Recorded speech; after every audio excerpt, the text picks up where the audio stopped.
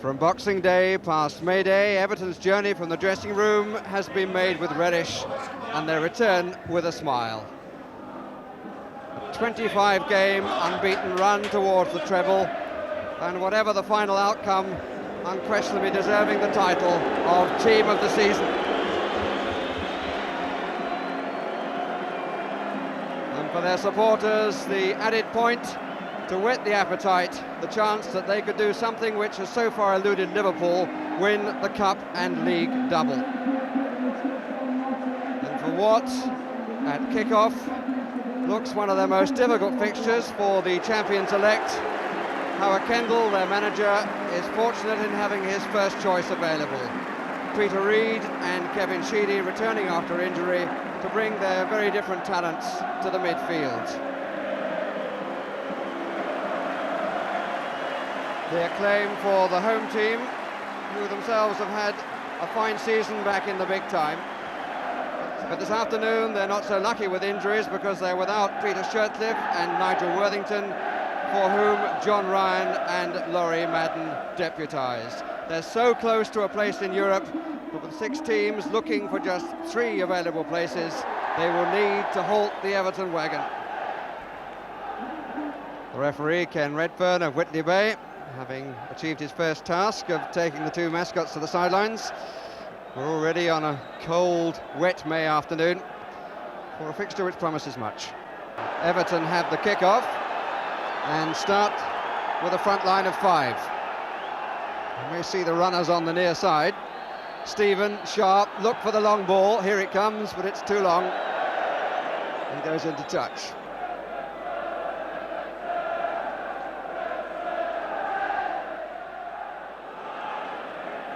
Came off the head of Laurie Madden. Reid. Sharp just managed to stay onside. Oh! Really very, very strong challenge by Laurie Madden on Peter Reid. And you may have noticed the boos for Peter Reid. I think that goes back to the match between these two at Goodison Park, when Reid was involved in an incident with Brian Marwood, Marwood having previously been involved in an incident which ended the season for Adrian Heath. 2 bookings came as a result. Oh, that's a very difficult one from the goalkeeper, troubled by Andy Gray.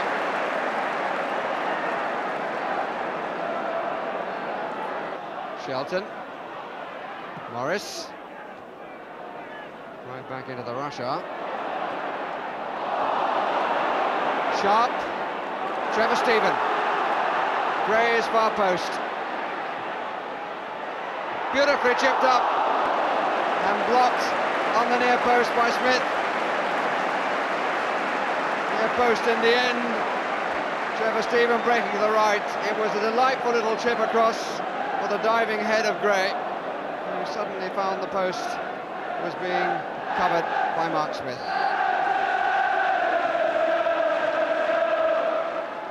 Madden, Sheedy, off Smith again.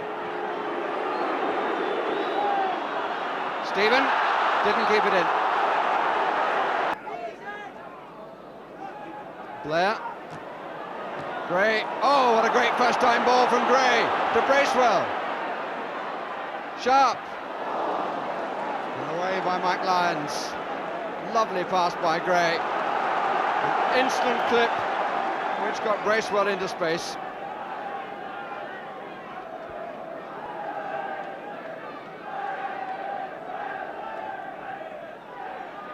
Sharp, surprisingly got away, 3 up to help. Lyons, Gray, well he rather mishit it to tell the truth, but Hodge was already diving across and the ball filled the space that Hodge had left.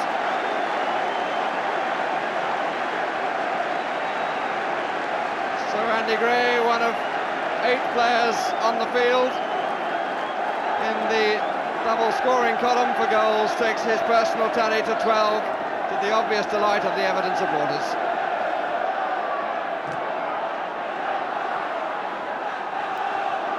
Not one of his spectacular goals, but one which gives Everton the lead in the 25th minute.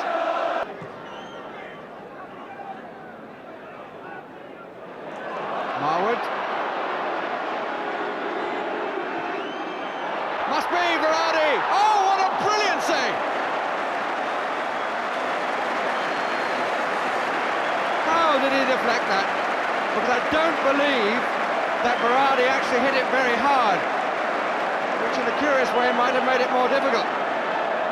Spinning away, and Southall able to parry the ball out of harm's way.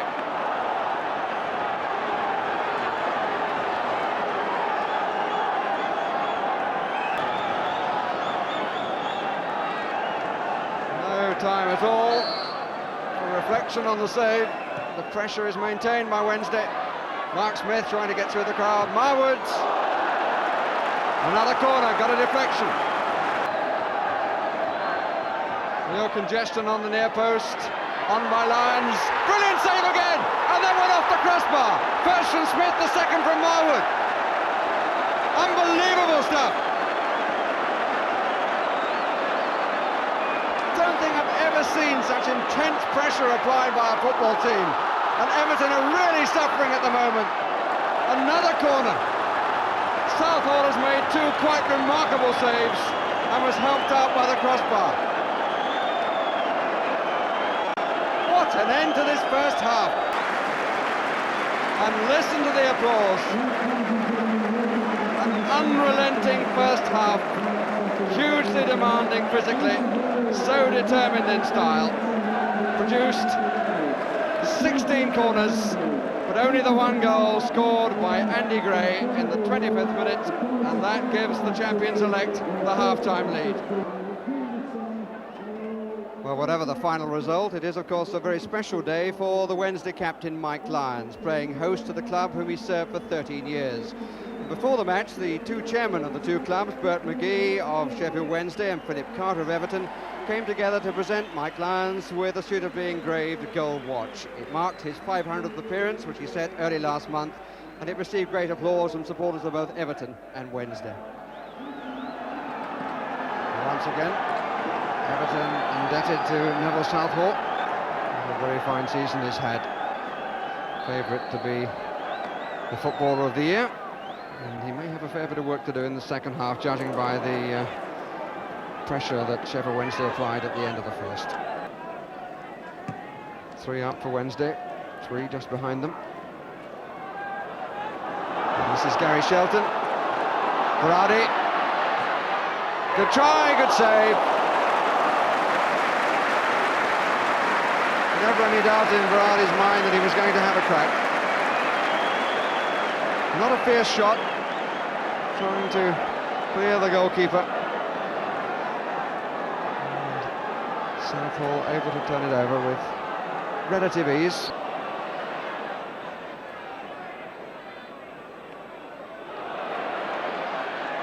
Well, he beats Reed. Inside Stevens, and here's Chapman. Too hot to hold. Chapman again.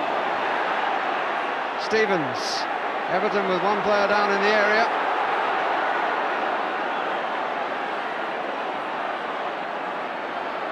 Referee tells him to get up. Ratcliffe concedes the corner.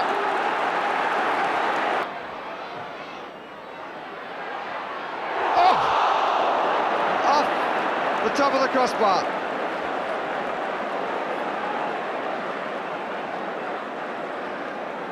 Mark Smith's header flew off the top of the crossbar.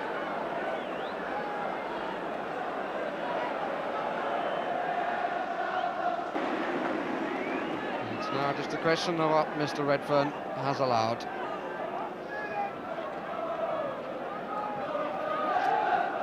Should be about a couple of minutes. Gray, Sheedy, fine save by Martin Hodge.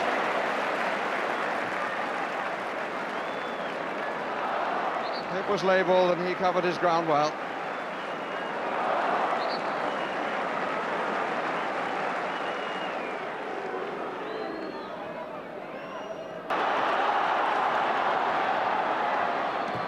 Blair takes and Reed clears.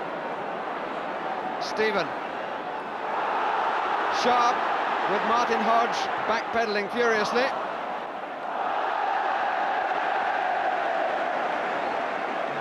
Aside a few seconds.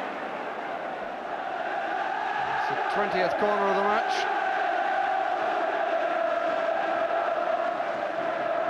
Stephen.